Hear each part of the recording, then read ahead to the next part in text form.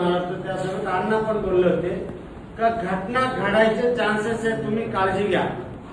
कारण सातपूर आणि अंबड एमआयडीसीला एकमेव जोडणारा रस्ता आहे, परंतु दुर्दैव इतकं वाईट वाटतंय कारण अधिकाऱ्यांना असं वाटतं की हे लोक आमच्या विरोधात बोलतात. तुम्ही आमचे काही भाऊबंद नाही किंवा दुश्मन नाही, आम्ही तुमच्या विरोधात बोलावं. परंतु आमची जी तळमळ आहे, कुठंतरी एखाद्याचं कुटुंब तुमच्या आमच्या चुकीने उघड्यावर पडू नये.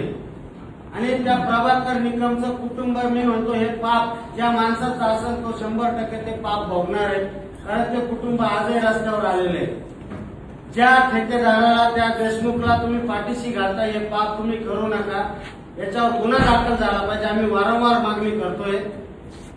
त्या माणसाचं कुटुंब आज त्याच्या मुलीचं लग्न आहे, तो स्थळ बघून येत होता, त्या माणसाचा मृत्यू झाला, आज ते कुटुंब उघड्यावर आहे.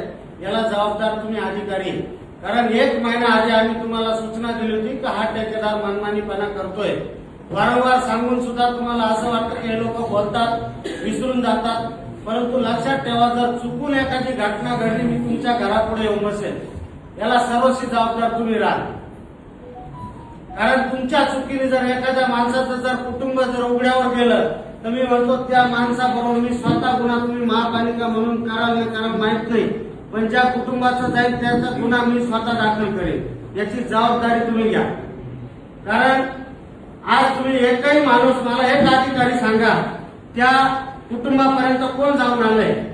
गेला एखादा बांधकामचा माणूस, ड्रेनेजचा माणूस गेला?